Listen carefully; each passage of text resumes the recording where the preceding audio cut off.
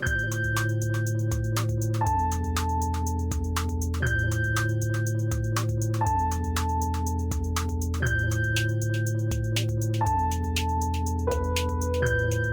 right, everybody, welcome back. This is The End of the World with Michael and Stu.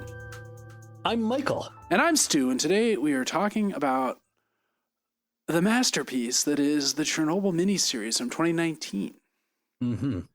And Chernobyl. And we'll also be going over the disaster, the reactor meltdown and explosion, and the aftermath. But we'll mainly be using the show as the sort of signpost to guide us along our way as we explore this, one of the worst things that's ever happened in terms of it does seem now that you put it like this, it does feel a little callous to be doing the TV show, to be like, wasn't it bad? But here we are. No, I think the TV show does a pretty good job. I have a few issues with it, but we'll discuss those soon enough. Sure. Just a brief overview of what Chernobyl was, right? This is an event that occurred 86? on April 28th, 1986. When I was 5 years old, you were almost 3, right? Almost 3, yeah. And it changed my life. No. Well, long and short of it is there was a reactor test that was happening. Mm-hmm. Because of both the ambition, desire for promotion of the officials working at the Chernobyl nuclear plant, and because of structural problems with the design of the reactor itself, this test was pushed ahead, even though there were indicators that maybe they should have waited, done it at a different time. And as a result, a massive power surge occurred, which caused the entire reactor to explode. This is one of several reactors at the site. Reactor 4. This is Reactor 4, and basically this is, ironically enough, it was a test about shutting the reactor down. Yes. And in the process of doing this shutdown test, they massively powered it up. So this is the exact opposite of what they were hoping would happen. And so was the promotion stuff? Sorry, was the promotion stuff real? Or are you? Yeah, that's real. Yeah, that was real. Okay, I was wondering how is the show seen to be quite faithful to what actually occurred, as best we can tell. I think for the most part, yes. There are some changes made for dramatic license, and there is also an extremely propagandistic element in the way that it's just unbearable. I'm just like, wow, the Cold War never ended, baby. But before we get into not on HBO, it didn't. Apparently not, right? One thing about the reactor is it was a dual purpose reactor.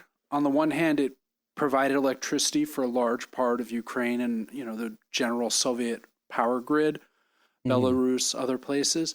But it also was capable of converting uranium-235 into weapons-grade plutonium. So it's not only making power, it's also putting out plutonium that can be used to make hydrogen bombs, to be put in nuclear missiles, et cetera, right? So it's very efficient, but I don't know if that exactly had anything to do with the...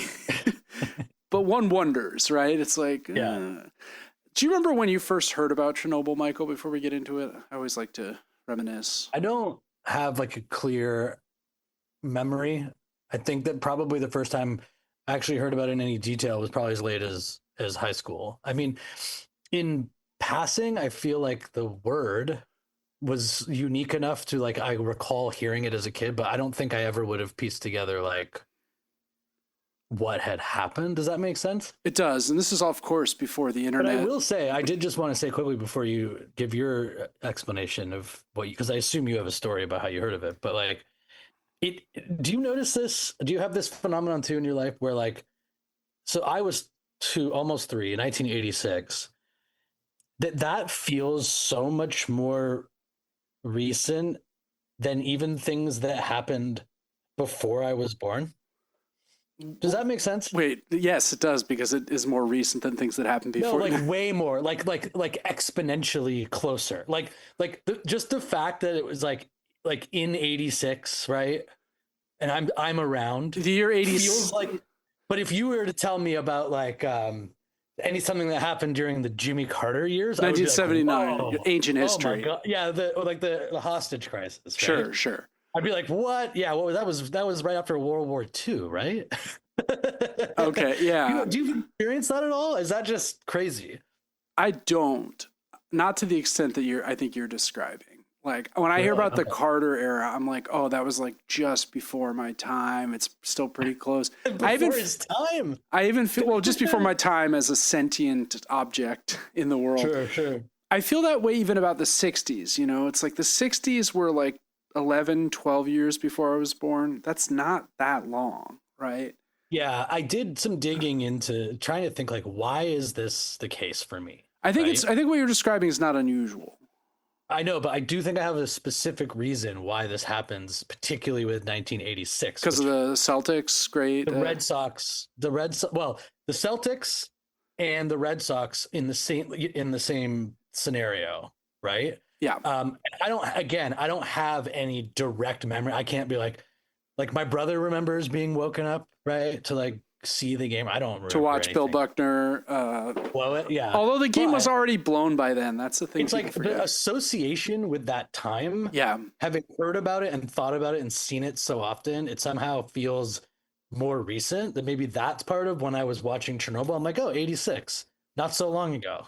I mean, I certainly remember I didn't watch the game, but I remember the Red Sox blowing it. Like, I remember the aftermath. I went to Red Sox games with my dad around that time. I went to Celtics games around that time with my dad. So, sort of Boston's Chernobyl. Yeah. Well, Celtics beat the Rockets. The Akeem, Ralph Sampson, Chernobyl averted. I was referring to Buckner, but yeah. Yeah. I think 86, as we'll be talking about 86 again next week when we cover the Challenger. It does have a kind of loaded quality because of the Boston sports connection, seeing as we're both Boston sports fans. You recall the Challenger. We'll get into that. We'll talk about that next week. I definitely recall it. As far as Chernobyl goes, though, I didn't hear about it at the time. My exposure to it came 4 years later when I was at sleepaway camp. I think previously I said that sleepaway camp was 1989 in an earlier episode. I was wrong. It was 1990. And I know this because the sleepaway camp ended just as the Iraq war was starting. And they had to like get us all together and be like, well, campers, this might be it. No, they were like, complicated news, but we're at war. And then I just briefly thought that when you were explaining this and you were like, the first time I was exposed to Chernobyl was at sleepaway camp. And I was like, at Chernobyl. Weird spot for the parents to send you. But no, it was in Maine. It was up near Bar Harbor. Yeah. But in any case, what happened was some kids who were part of, this is like glasnost, Soviet Union, the wall had fallen by then. Okay. It's pretty clear it's over. Peace for our time, etc. Yeah. The peace dividend, that we're going to have all this money coming in because we got peace. We're going to fund all these great social programs. Oh, wait, that didn't happen. Anyway, Ukrainian kids came to stay at the camp. And it was like, ooh, these like Soviet kids are here. Ooh, like, and I remember an evil counselor took me aside and was like, hey, you see those kids over there? And I'm again, like 9, right? 8 or 9. I guess I would have been 9.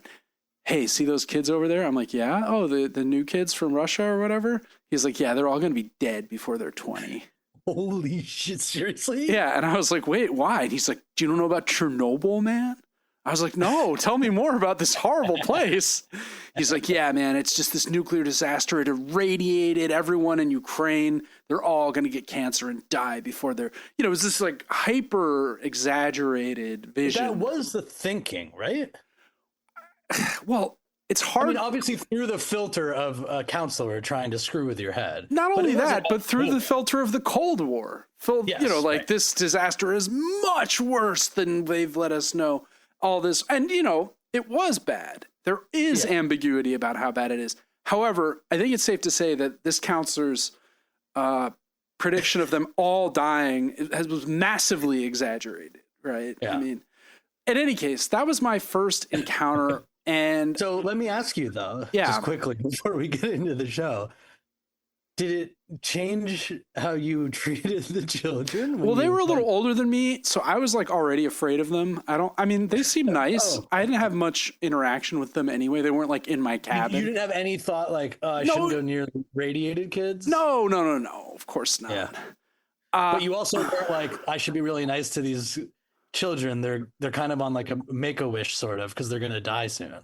Yeah, I mean, I was just kind of afraid of this horrible thing that could happen at a place like Chernobyl. I mean, interestingly enough, I was not, I think, you've heard of the 3 Mile Island disaster? Of course, yeah. Not nearly as bad as Chernobyl. We will eventually cover it. So they'd have us believe. I mean, nothing blew up. There wasn't Cold War. My parents were at like right near 3 Mile Island, like the week before that happened. Oh, wow. So I've always wondered, like, were they irradiated? Is that why I'm so weird? Because, I mean, they're still alive in there, That I will say this about Chernobyl. It's just an amazingly perfectly sounding name. The name is perfect. It's strange, isn't it? Right, because it has like char in it almost. Like it's charred. Like it has, and then yeah, it just feels built for like Chernobyl. Yeah, massive trauma that people will call it by one name from here on out. It's so weird. I agree. Maybe that's just because we've heard it so many times. It surely is, but there are some names that fit better than others. Yeah. All right, so we've got 3 main characters in this show. There's Legasov, who's played by Jared Harris, aka Lane Price from Mad Men. There's a little bit of wrote me in right away with a Lane-esque suicide. I mean, that's what I was going to say. It's just Jared Harris. This is Agent like, good news, Jared. We've got another role where you hang yourself. Jared's like, all right, get me on the set at once. He's the scientist who is hired by the Central Committee not hired, but ordered by the Central Committee to investigate the aftermath of the disaster, right? Then we've got Sherbina, who's played by, I think is it Stellan Skarsgård? It's one of the Skarsgårds, I think, who is a member of the Central Committee who accompanies Legasov to give him the necessary imprimatur and sort of bureaucratic weight to get things done, because in the Soviet system, there's going to be a lot of bureaucratic resistance to any individual scientist who isn't accompanied by someone with real authority. What did you make of his choice for his voice during this? I think that's just his normal voice. Like that's kind of what he's. I couldn't stand it. Really? There were times when he was talking, I was like, am I watching like a dub? Am I watching like an English language dubbed version of this? And had to like look up to make sure that it was actually like an English language television show. It just feels so like obtuse. I don't know. I was extremely annoyed by his. I mean, I actually thought his performance was okay. I just couldn't bear listening to it. Well, he's Swedish, so it's like he's not Russian. I feel like I've watched Skarsgård actors in plenty. Yeah, I don't think this. I don't know. There was something like I didn't pick up on that. Really interesting. Okay. Yeah, I mean, I'm not as sensitive as you are, so it's probably I'm not as deep into the world of the theater and film. And then there's Komyuk, who is a fictionalized composite scientist played by Emily Watson. Just quickly explain what that means. So basically, in reality, Legasov was one of the head guys of this operation to figure out what happened at Chernobyl.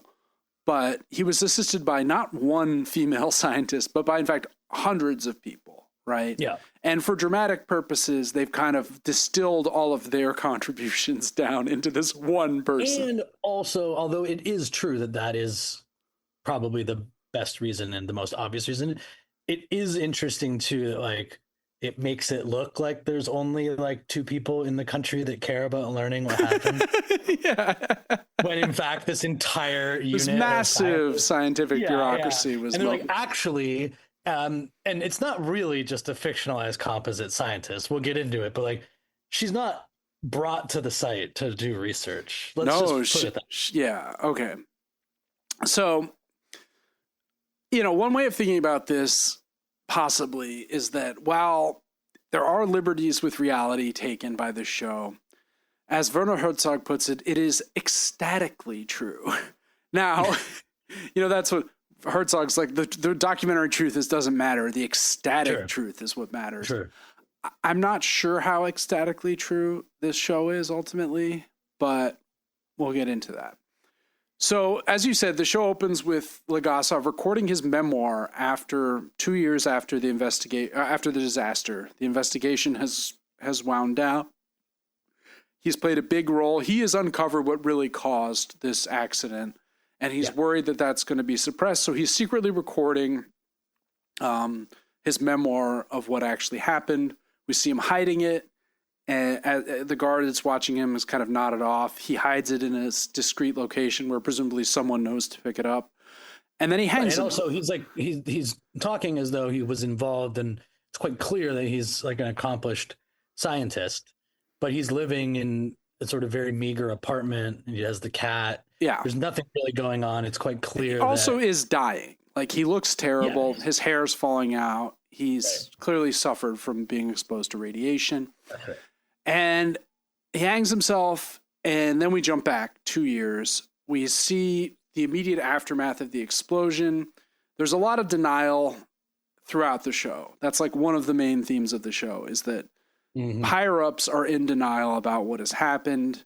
Subordinates run in and are like, the reactor blew, and the guy Dyatlov, who's like the head of the on-site, reactor, is like, that's not possible, right? He keeps telling people, you've got to go and make sure the control rods are in, and people keep coming back and being like, the whole reactor blew up. We can't, there's no, but he's so damn Soviet that he just can't get it through his thick Soviet head that it's, that's like my biggest issue here, just off the top. I'm not in denial that there were problems in the Soviet Union and that they did a lot of things that were regrettable and bad, right? Yeah. But the show is constantly making it seem as though Soviet ideology at its core, the ideas of communism, that all of this could have been prevented, this whole disaster, if there'd just been like one plucky American with the individual will and stick-to-itiveness. They sort of show these characters who, if only they had been fortunate enough to be like trying to fix a nuclear disaster in America, that they may just be listened to, right? So like when you're in the early moments as it's all falling apart, it's this denial from the guy who's ostensibly at the top, who, although as we get into the Soviet world, of course, he is but a meager subordinate all his own. They're all subordinates. But right? It's evil, communists all the way up, right? That's right. So you get these guys running in, and they like, when you're watching, you're like, yeah, that person's obviously telling the truth. The way this is being portrayed, they saw something, and the evil Soviet is like, doesn't matter what you saw, right? But one of the things that I do like about this aspect of it is like one of the things that really did work for me. And again, I know it's propagandistic, but I just found it really funny, was how much bureaucracy they put in the show. Yeah. Like so many names, like they're naming all these people. I've got to talk to this person. I got to talk to Myarchuk and Blomplomps and Vlasking and Danka over and over, like all these levels. Like the director's like, make sure they realize that there are a lot of levels to Soviet bureaucracy. It's like, thanks. Well, it's all this big government. I'm from the government, and I'm here to help. Reagan's like the scariest words you can possibly hear, or whatever. That's right. But they're all scared of whoever they have to talk to. That's right. That it's a climate of fear, you might say. So firemen are called in. The firemen have no radiation shielding of any kind. There's a lot of uncertainty about what happened. Some people think it's a bombing that like the Americans have struck. The Americans, yep.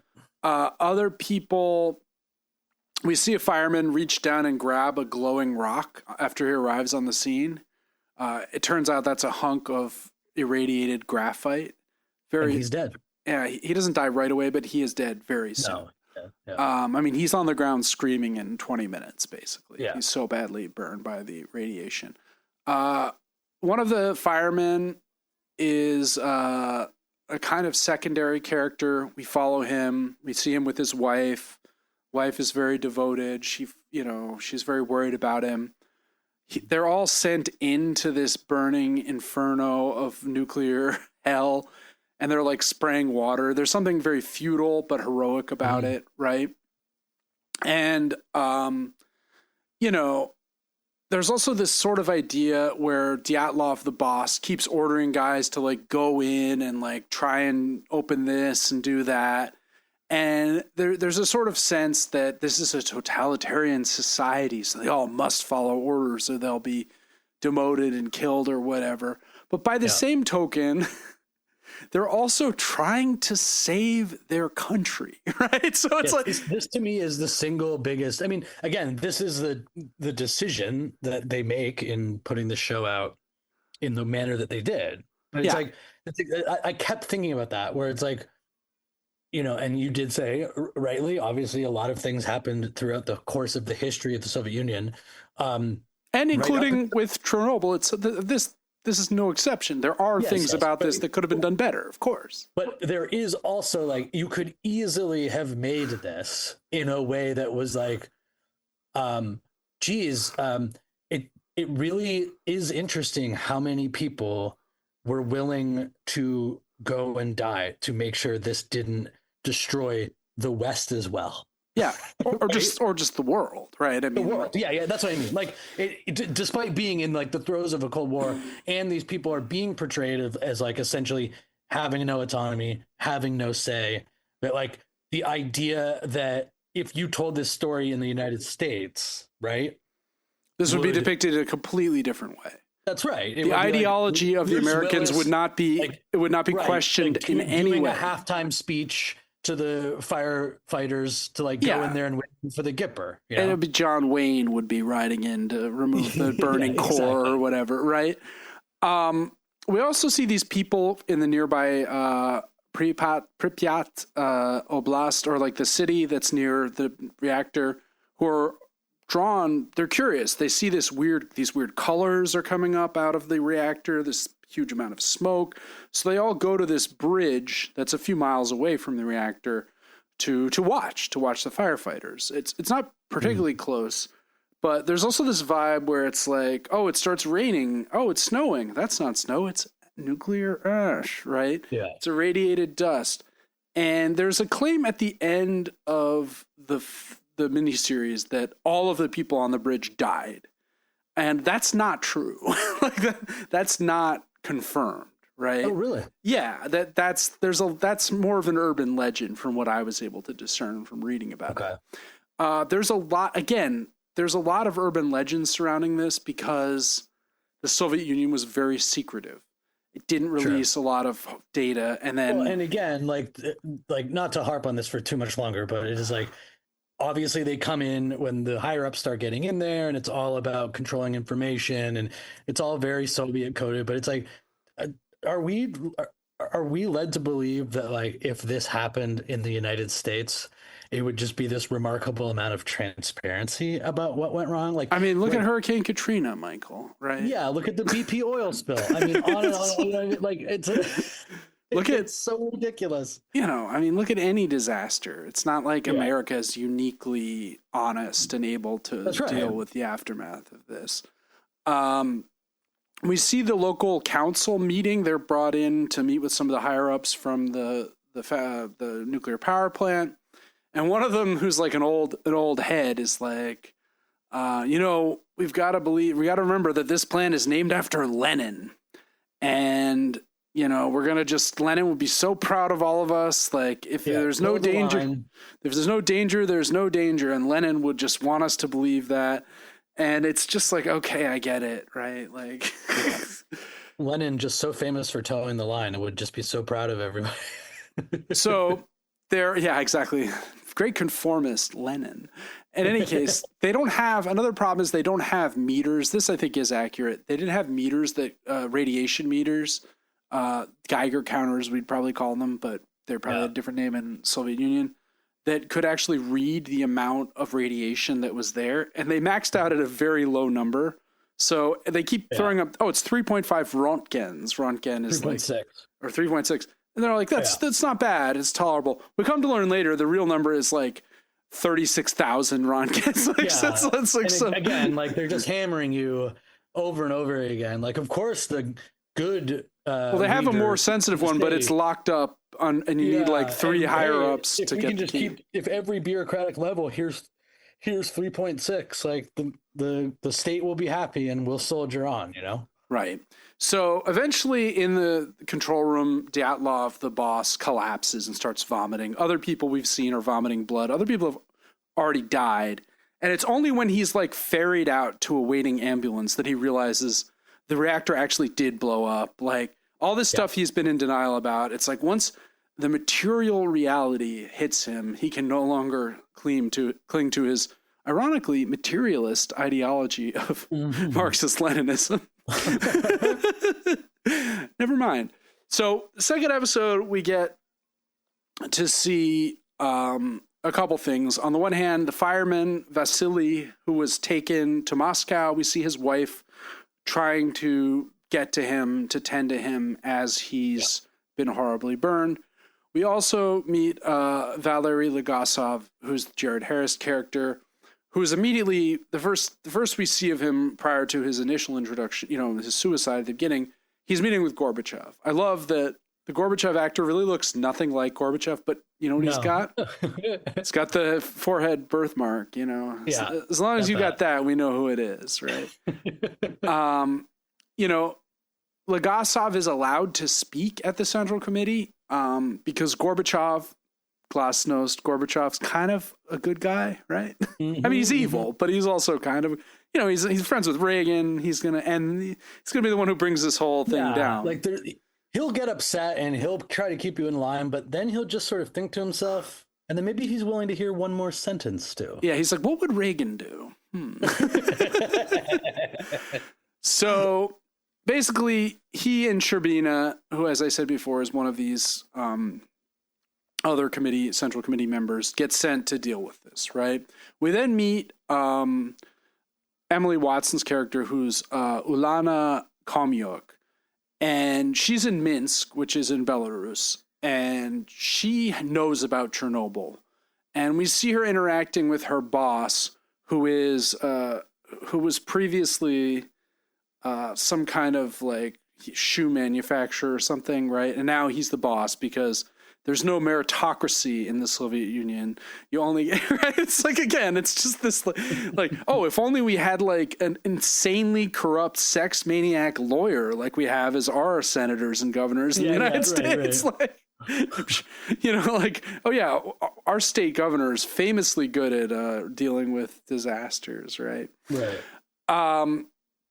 In any case, she has to he used to work in the shoe factory, and she's kind of aware that something's happening in Chernobyl, and she decides that she's going to go and investigate on her own. Initially, which again, we were talking about this at the beginning, but this is the story I was referring to, where like they're doing this composite character to try to like explain the heroic story of hundreds of scientists. But they also make hundreds of scientists one person, so it's very in keeping with the American individual ideology. That's right. And that like the state didn't actually have any desire to know anything real about anything that happened. And the only reason that it happened, it went this way, is that a woman noticed some residue on her window in Minsk and took action. Yeah. And it's at least have her be like sent by the state to work on the project. Like, it's so over the top, dude. Right. Now, word of the disaster gets out because in Sweden, nuclear scientists notice, similar to Komyuk, that, hey, there's elevated radiation levels out and it's not coming from our plant. They could analyze the type of radiation, apparently be like, oh, this is from a Soviet plant. The only thing that could have caused this, they realize, is a disaster. The U.S. then confirms it via spy satellite. This is very bad. It's looking bad for the Soviets. So basically, the secret is out. They have to make a statement. They say, yes, there's been an accident, but it's well under control, right? This sort of propaganda, KGB, security machine goes into overdrive. And Gorbachev at one point is like, remember, our power comes from the perception of our power. Again, like, I guess he stopped feeling that way after the Chernobyl situation. Well, it's also just like the opposite of a materialist belief in communist power deriving from the actual labor of the people, right? Like it's like, no, it's all an illusion. It's a sham. It's not about, In any case, there's a huge fire. They're going to have to put it out by dumping like buckets of boron and sand on top of the fire. And they have to do that via helicopter. It's pretty much a nightmare. And, and it only really buys them time. There are other issues that are going to come up as a result of this action. Right, which will emerge shortly. It's going to take, the possibility, Komyuk arrives and is like, you've made a mistake. Yes, the boron will put the fire out, but it won't stop the meltdown. And the meltdown is going to burn through the concrete underneath the reactor. There's a bunch of water tanks under there that are now filled with water because of all the efforts at putting out the fire. Like all the water that's been sprayed has all drained down into these tanks. And basically this could ignite a 3 megaton explosion that would destroy everyone in Ukraine, basically, and Belarus. And it would make them uninhabitable for over 100 years. And they need to send 3 guys down under this to turn a thing that'll allow this huge amount of water to drain.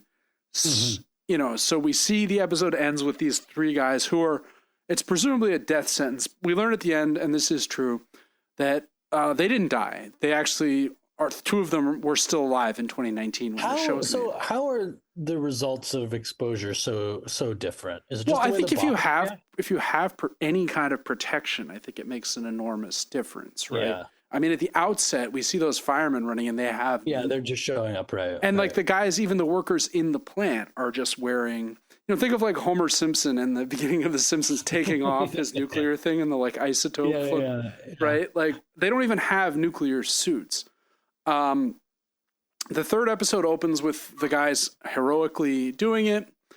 We see that the fireman, Vasily in Moscow, is really not doing well. He's dying.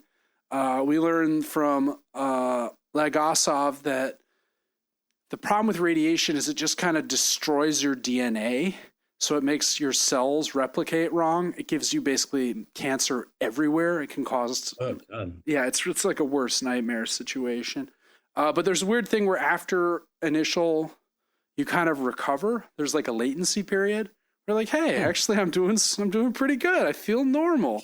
And then it's like a day later, you're just, dead. You're not dead, but you're like on the way to death. I see. You're usually going to be dead within a couple weeks, I think. So we see that happen to the fireman. The wife finds him initially. And she's pregnant. Well, we learn that later, but there's also questions about that. Well, like she was first episode, she's like throwing up. She was no. I'm saying historically, she's a real person. Like she was pregnant, but he would not have been radioactive. Like once all of his gear was stripped off, right? It's not like just being around a person with radiation poisoning like that. Right. So it's like unclear whether her being near him is what caused her to have a miscarriage or not. Sure. We don't have a clear answer on that. In any case, it's all happening very quickly, right? There's another thing we see is that, as Legasov and Sherbina are like wandering around trying to deal with these various problems as they arise. You know, oh no, we got to stop this megaton. Oh wait, we diffuse that. Oh wait, now it's going to get in the groundwater. Right? They're just like kind of troubleshooting. They're being tailed by the KGB the whole time. Of course. Yep. And Kate, you know, Sherbina is very high up in the Soviet Union, but he's being tailed by the, you know, there's a scene where we meet the head of the KGB and he's like, you see that guy over there? He's tailing me, right? It's like a perfect circle where everyone is observing. It's like a panopticon where, you know, you're always under observation. There's no way out. Kamyuk goes to Moscow to the hospital to try and interview Dyatlov and the other scientists before those of them that will die. Dyatlov, the boss, is very resistant, doesn't say anything, talks to the senior reactor control. He explains what happened. They're always like, you know, this doesn't make sense. We're missing something, right? There's like some piece of information we don't have. Vasily at the end of the episode ends up dying. Kamyuk does learn they were running the safety test. Something went wrong. Shutting down, pressing the emergency stop button was actually the thing that caused the explosion, which is paradoxical because, like I said before, like the emergency stop, that's the one thing that's supposed to just cut it off, drop the control rods all the way in, cut the reaction, and, you know, end the fission. Didn't happen. We see the episode that Vasily and the other firemen who've died are put into zinc caskets and buried under an ocean of concrete. Kind of a beautiful image. Throughout the show, I'd say it's well made. Everything looks good. Oh, yeah. I like the gloomy atmosphere. They've done a nice job. I think a lot of it was filmed in Lithuania in a still extant Soviet style neighborhood in one of these reactors from this era that's still there was used as the backdrop for Chernobyl. The fourth episode is interesting. We just kind of see people dealing with the issue. There were these miners that came. Again, the miners are like these heroic individualists. They're like, we'll do the job of digging. We'll do it our way because we're miners. You know, like it's very funny because they get like English actors from like the north of England to be the miners. It's like, all right, well, yeah, in England, those are the people that were miners, but we're in Russia. You know, it's like, it's just like, it's like what's going on here? I like the miners, though. They're fun. At one point, the miners are like, we need fans in the mine. And they're like, no, you don't want to breathe this dust, buddy. Like, and then they all just strip down naked. Yeah, well, as one must. These people who are brought in, Soviet Union conscripted hundreds of workers to come and help with the cleanup because they decide all the animals in this restricted zone around the reactor have to be killed. All the plants have to be, like the whole area has to be raised, basically. The soil has to be turned over because otherwise there's a possibility of it getting caught up in the wind or the animals migrating, you know. So we see Barry Keoghan, right? Like, he's he is in it. It's one of his earlier roles, I think, right before his rise to superstar status in the last couple years, right? And he's kind of playing a sort of gay-coded, weak, artsy guy, weirdly. For a change. Yeah. and he's hired to be one of the guys that goes around and kills pets, basically, because all these pets in this abandoned... gig. Terrible job. Like one job I would absolutely never want. And he can't really do it. We see him shooting and then he doesn't kill it. So another guy has to come and finish off the dog, find some puppies. He can't.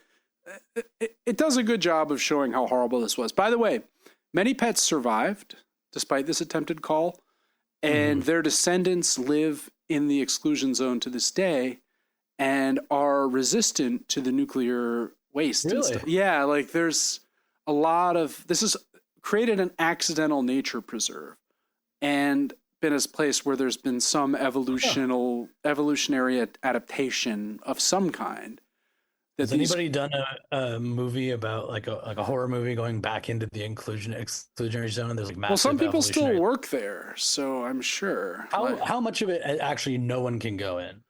None of it. People can go in, but you can't live there because I think but there are people that work at the reactors are still, the other reactors still operate. Right. So people are going in there, which is crazy, right? You go in, you're like, oh, what's that big concrete block? Oh, that's the reactor that blew up 40 years ago. Right. don't mind that. Pay that no mind. We also see them attempting to clear the graphite off the roof from the explosion. They're using a lunar rover. Then they get a German robot. None of these things are adequate. So they have to get the guys like doing 90-second shifts in radiation gear, trying to get all the graphite into the like pit. It seems really fucked. And we see Ludmilla. This did happen. This all did happen, yes. And a ton of those people either died or unclear. A lot didn't live long, though, right? It's unclear. We don't know. Like, yes. I mean, it says at the end of the movie that a bunch of them died under the age of 40. Yeah, but the records are not reliable. Like, interesting. I think it's probably true, but yeah, I mean, it seems like it would be. Yeah. They're on top of an open, like, yeah, like core. Exactly. Yeah, it's pretty bad. But they are successful. They can put a concrete shield in place. They've built this thing underneath it that will keep the groundwater from being destroyed. The final episode is the following year. There's a trial. That's kind of the so just before you get to the final episode, I think it's interesting. It's important to note that like the whole way in which this like sacrifice and quick thinking and decisions are being made, it's all portrayed as though it's in spite of the Soviet bureaucracy. Bureaucracy that I guess is like would rather the entire world be destroyed than admit that one of their nuclear reactors had an accident. Yeah. I mean, I think there is an element where they're trying to save face, right? Sure. But again, it's like a lot of what happened also probably was possible because of the control of the Soviet state, like bringing in all the boron in the sand. Well, this ties in a little bit to what we were talking about last week with the immortal film Greenland, which is that, moment of crisis, if you're going to have like a highly regimented system where you can just fly in 60,000 tons of sand at a moment's notice, that's going to be pretty useful, right? Mm-hmm. As opposed to having like 8 different capitalist firms trying to, that wouldn't even be. I guess what I just also mean to say is like, it's interesting that like none of the helpful aspects of the Soviet system that enabled them to respond to this relatively effectively, despite the scope of the disaster, are really valorized by the show. Well, and there's no like, the people who do stop this from being the worst case it could be aren't given really any hero's turn at all, right? No. Just sort of images of guys dumping sand, the miners doing their work. But it's always in opposition. It's never like a protagonist moment of like, hey, look at these people saving potentially hundreds of thousands of people. Hundreds of millions of people potentially in some cases, right? Yeah, I agree. So thanks to Kamyuk's work, she's discovered that there is a fatal flaw with the reactor, which is essentially that the control rods are boron, which is something that dampens fission reactions, right? So you dip those into the core, it slows the fissile reaction that's happening within the uranium-235, right? But the problem is, because it's cheaper, the tips of the control rods are made of graphite, and graphite is reflective and accelerates reactivity. So the problem was when they pushed the shutdown button, the tips of the thing touched the water, and that immediately accelerates the reaction out of control, causes the control rods to not be able to go in any further, causes to the runaway reactivity that leads to the explosion. And for the story, it's that this is a cheaper alternative. It was cheaper. They did it because it was cheap. That's and unlike in capitalism where corners are never cut in order to reduce costs. I mean, that, say what you will, that much is true, Stu. So in the final estimation, and as this is happening, we're seeing a flashback of the lead up, right? Dyatlov and his boss are essentially both up for promotion if they can get this test done on time. They've tried it several times before. Various things have it, but they're going to try and accomplish it. They get a reading that's like, no, you should wait. So they're like, no, we're not going to wait. We're just going to let it cool down for 12 hours and go ahead. Yeah. And it's implied by the summation that it's this mixture of the ambition of the spineless Soviet bureaucrats and those cheapskate Soviet engineers, right? It's like this deadly combination of these two groups is what has led to this, disaster. Now, I think there is an element of truth in the design flaw, and that many of the scientists were not aware of the design flaw. Yeah. The flaw was concealed. And, was the test going forward with the test at this time a mistake? Well, based on what happened, I'd say yes. Yeah. But it is also like, I don't know. I guess this is like what actually happened. It just seems so like Dyatlov wants to move up. So basically what is being portrayed is that all of these mistakes are being made under this weird combination of pressure and ambition. Yeah. Right. Yeah. Where sometimes the pressure will lead to a delay. So, for example, they agree to wait 10 hours or 12 hours or whatever, but that it sometimes like the ambition overrides this, and all of a sudden you're on some maniacal quest to complete a safety test because you believe that if you get this test done, you get to go like move. Yeah, up I mean, a level. the system did reward things like that. I mean, it does. The idea makes sense. Like, if you check these boxes, you will be up for promotion, right? I mean, it is ironically a meritocracy, but the way you show your merit is by accomplishing these, right? Okay. But yeah, I mean,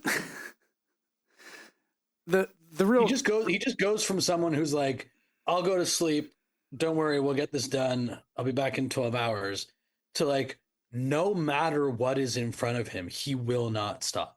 Yeah, because all the workers are shown being like, but sir, this reading is, yes. I've never seen this, I've never tried this before, we don't know how this works, And he's like, you fucking idiots. Really add up to me. Like like is it sort of portrayed in this last episode that we're going to talk about now, of like that he just wanted to take the chance knowing that he could always press the right. It's implied that they always believed they had a kill switch on the whole thing that would prevent anything disastrous. What they did not know, however, was that kill switch, which is the AZ5 button, or AZ5 if you're not a communist Canadian or Brit.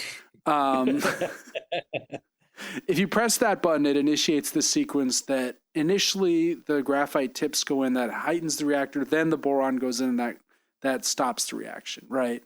Yeah. They didn't know about that. So what they believed, once it started to get out of control, they pressed the emergency, push in case of emergency button, and that causes the explosion, which is the paradox that causes so much trouble.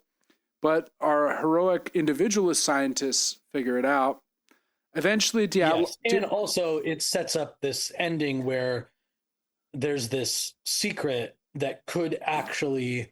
Well, there are 18 other nuclear reactors with this design. And the state of the Soviet Empire in the 80s is in such disrepair that they'll never fix any of these things, and they're just trying to hush. They're going to cover it up, right? They're going to try. There's going to be dozens of these events. They claim they'll quietly do it, but Legasov instead publicizes this flaw in an attempt to force the hand of the higher ups in the Soviet Union. The show really ends with the KGB director taking Legasov aside and being like, "You stupid individualist! You're not a hero. Your individualism is worthless. You're just a dying guy.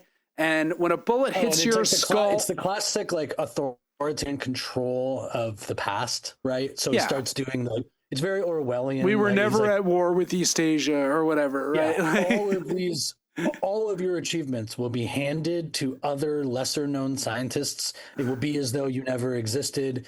You can live out your days and see everyone get credit that you were supposed to get, on and on and on. And just like, we won't kill you because we can't now because you've publicly But as we're watching the show with him as the hero, we already know how hollow this like KGB threat is. Exactly. That's exactly what I was going to say. So it didn't live on at all, but here we are 40 years later. I in fact know of none of the lesser men that helped him because they were all composited into one non-existent female character. Quite the opposite has occurred. Legasov is the only one we do know. I guess this is the truth. This is the ecstatic truth. We won the Cold War. I mean, that's right. Just in time. In time to save Legasov's legacy. Yeah. If we get until the end of the 20th century, who knows? He could have been forgotten forever. Yeah. I mean, it's implied. I mean, to be fair, he probably didn't love the KGB. I'm not trying to be, No, I don't think the KGB were like perfect heroes of the workers either. But at the end, we see that the circulation of his memoir, which we see him recording before he kills himself, it's claimed that that's the thing that forced the Soviets to retrofit all the reactors, and that this type of disaster, this specific type of disaster, like, it gives you this really fun back and forth between like the Soviet Union is this incredibly authoritarian state, but a dead guy leaves some recordings in a sewer, and they fixed everything. Yeah. Couldn't stop that one, even though we immediately see the KGB right across the street at the beginning of the show. Well, Michael, democracy dies in darkness, so. That's right. But yeah, I have to say that I really didn't understand how close it was to being an incredibly massive problem. Yeah, if the show does a good job of describing, because you obviously think of all the people in the immediate vicinity, and like, to go back to your camp story, that was the general idea, right? It was like anybody in and around, and the water around there, but it always felt kind of isolated. But to understand a little bit about how far that it could have been like a massive hydrogen bomb explosion. Yes, that would have destroyed and rendered uninhabitable huge portions of Central Eastern Europe. I mean, and then of course the fallout would have migrated all across to the west, further east. I mean, it really could have been just like despite the utter fecklessness and complete heinousness of the Soviet bureaucracy, they somehow managed to avoid calamity. Well, avoid a much bigger calamity, because of one heroic individual and his composited individual friend. That is probably the best way of putting like the propagandistic effort here, is that like, there are hundreds of people working on this, and they were like, actually it was one person and then one composite of all the other people. All right.